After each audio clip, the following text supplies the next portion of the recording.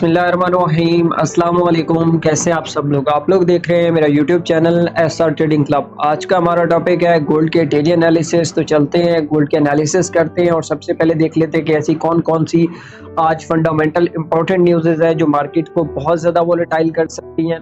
और अगर हम लोग आज न्यूज़ के हवाले से बात करें तो आज हमारे पास पाकिस्तानी टाइम के मुताबिक तकरीबन कोई 5:15 बजे एडीपी का डाटा है। जैसा कि आप लोगों को पता है कि यार एडीपी का डाटा बहुत इंपॉर्टेंट होता है, स्पेशली एनएफपी की फोरकास्ट को लेके कि अगर एडीपी का डाटा अगर सेम आता है तो एनएफपी भी आपका सेम फोरकास्ट में फोरकास्ट किया जा सकता है।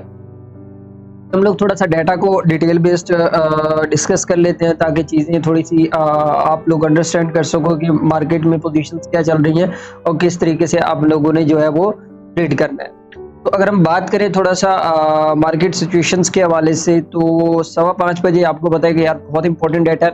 5:15 बजे आप लोगों ने जो है वो काफ़ी ज़्यादा केयरफुल होकर ट्रेड करनी है और इस टाइम के ऊपर गोल्ड की मार्केट स्पेशली बहुत ज़्यादा वोलेटाइल हो सकती है। अच्छा, उसके बाद हमारे पास तकरीबन कोई 7 बजे जो है वो आज क्रूड ऑयल की इन्वेंट्री है। जो लोग ऑयल के अंदर काम करते हैं तो वो भी काफ़ी ज़्यादा जो है वो इसके अंदर ऑयल जो है वो आपको वोलेटाइल देखने को मिल सकता है।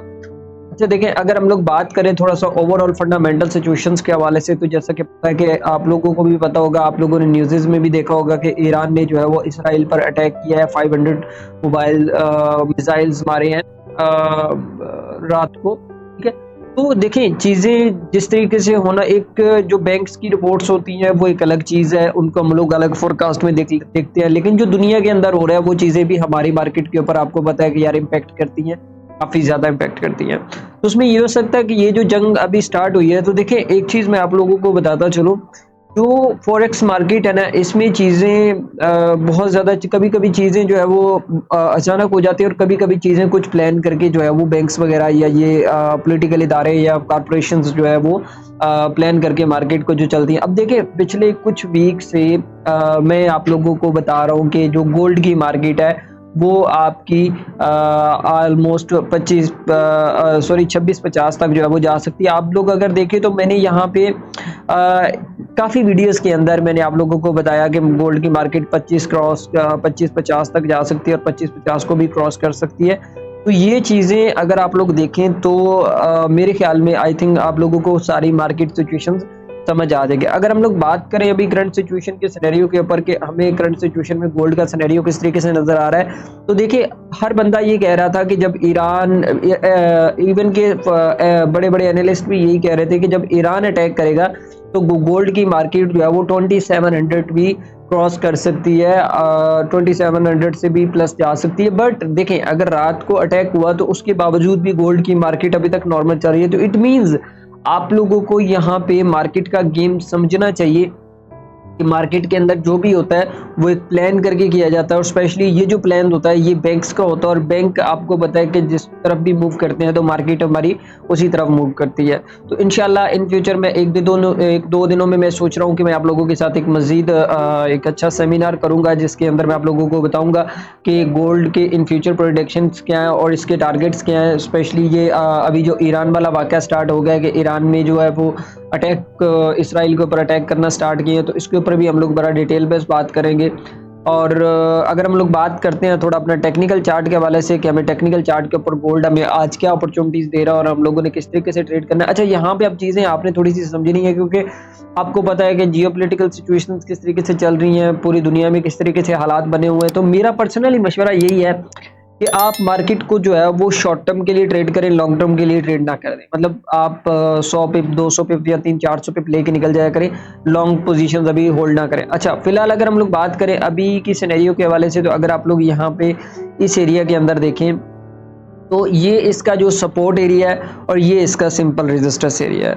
अगर हम लोग बात करें थोड़ा सा आज हम लोगों को किस तरीके से ट्रेड करना है, फॉर एग्जाम्पल मतलब कि अगर मैं आपको बताऊं कि ये वाला जो लेवल है जो 2644 का लेवल है, अगर तो गोल्ड की मार्केट इसके नीचे कुछ इस तरीके से जो है वो क्लोज हो जाती है तो फिर मार्केट का जो अगला टारगेट होगा वो आपका होगा 2624 होगा और 2624 के बाद जो है वो दोबारा आप यहाँ से मार्केट को जो है वो बाय वाली साइड पे देख सकते हैं। बाय मैं क्यों कह रहा हूँ कि क्योंकि देखें जंग की सिचुएशंस हैं, इवन के इंटरेस्ट रेट कट हुए एंड अमेरिका भी इस जंग के अंदर इन्वॉल्व है, तो यूएसटी भी हाई रिस्क पे भी में भी जाने के चांसेस हैं, क्योंकि ज़ाहिर सी बात है, अगर अमेरिका जो है वो उसकी मदद कर रहा है, इसराइल की मदद कर रहा है, तो उसके ऊपर भी कुछ नेगेटिव पॉइंट आएंगे दुनिया में से कि भाई आप ऐसा मत करो या जो भी चीज़ें हैं ना करो, तो वो करेंसी भी जो है वो आपकी रिस्क ऑन हो सकता है उसके ऊपर, तो उसको भी आपने मद्देनज़र लाजमी रखना है। तो मैं इसलिए बाइंग सिचुएशन आपको बता रहा हूँ। बट एक चीज़ हमेशा याद रखिएगा कि जब भी आप इस तरीके से बाय सोच रहे होते हैं या आप कॉन्फिडेंसली सेल सोच रहे होते हैं, तो फिर आपको एक वहाँ पे फॉल, मतलब कि जैसे हम फेक ब्रेकआउट कहते हैं, वो भी देखने को मिल सकता है। तो मे बी 26-24 के ऊपर आपको एक फेक स्पाइक जो है वो नीचे देखने को मिले, बट क्लोजिंग अगर 26-24 के ऊपर हो जाती है तो फिर मार्केट का जो हाई प्रोबेबिलिटी चांसेस है कि मार्केट दोबारा से जो है वो आपका जा सकता है। अगर तो मार्केट ने ऊपर जाना है, अगर हम लोग ऊपर का सिनेरियो डिस्कस करें तो ऊपर का फिर आपको वेट करना पड़ेगा 26-83 तक का, क्योंकि हम लोग ट्रेंड में चल रहे हैं, बाय का ट्रेंड चल रहा है, तो डिप लगती है हम बाय करेंगे, डिप लगेगी बाय करेंगे, तो वो चीज़ तो समझ में आती है।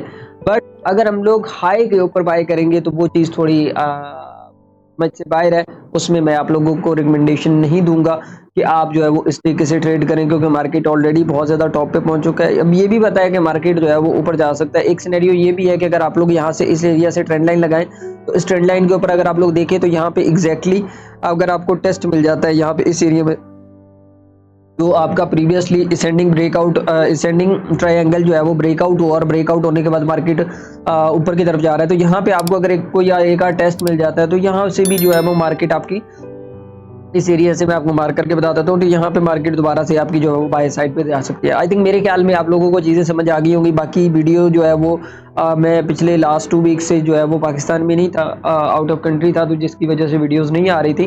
तो देखिए चीज़ें अब आपके सामने है, अब आपको समझनी है। अब बहुत सारे लोगों के मैं केसेस देखता हूँ कि यार उनमें मोस्टली मनी मैनेजमेंट का बहुत इशू होता है, रिवेन्यू ट्रेडिंग का बहुत इशू होता है। तो ये चीज़ें जो है वो थोड़ी-सी आप लोगों को समझनी पड़ेंगी। जब तक आप समझेंगे नहीं तब तक आप लोगों को मार्केट जो है वो प्रॉफ़िट नहीं देगी।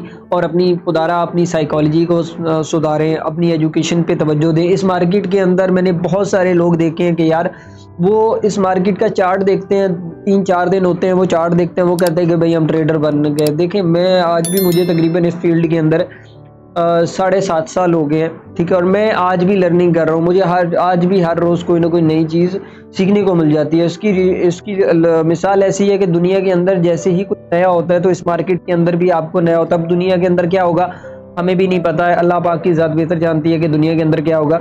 लेकिन ये है कि ये जो नॉलेज है, ये जो टेक्निकल नॉलेज है, यहाँ तक हम ट्रेड कर सकते हैं। बट इन फ्यूचर अगर हम लोग देखें कि जंगी सिचुएशन क्या है, गवर्नमेंट पॉलिसीज़ क्या है, तो उनके अंदर हम लोग घुस नहीं सकते हैं, क्योंकि हम लोग टेक्निकल ट्रेडर्स हैं, रिटेलर्स हैं, हम लोग बैंकर्स नहीं हैं, हम लोग हमारी कॉरपोरेशंस नहीं है, हम इस तरीके से नहीं। बट अगर हमें नॉलेज है तो हम उस तरीके से ट्रेड कर सकते हैं, और नॉलेज इंपॉर्टेंट है। आप लोग इसको सीख के करें, इंशाल्लाह आपको ट्रेडिंग में जो है वो ज़रूर मुनाफा होगा। और बाकी मेरी यही सब लोगों से रिक्वेस्ट है कि अभी ये जो वर्ल्ड वॉर 3 स्टार्ट होने जा रही है, तो इसके अंदर जो है वो क्योंकि ट्रिगर हो गई है, ईरान ने एंट्री कर दी है, अमेरिका जो है वो उसको इसराइल को प्रोटेक्ट कर रहा है, तो मे भी चीज़ें बिगड़ सकती हैं मज़ीद। लेकिन खुद दुआ करेंगे यार ये चीज़ें इस तरीके से ना हो, सब कुछ नॉर्मल रहे, क्योंकि जंग के हालात में आपको पता है कि काफ़ी अम्बात होती हैं, तो वो फिर किसी भी मुल्क के लिए जो है वो बेहतर नहीं होती। आपको पता है उसका जीडीपी इवन सब कुछ वो डिक्रीज होना स्टार्ट हो जाता है।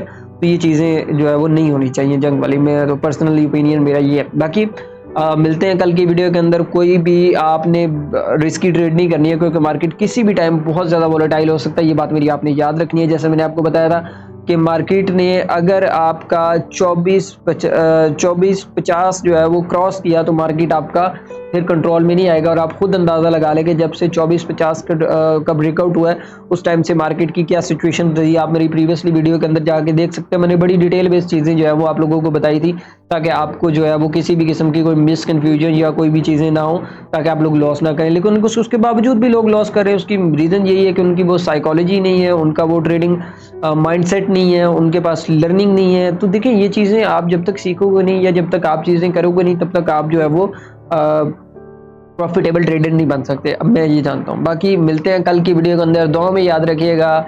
अल्लाह हाफिज़।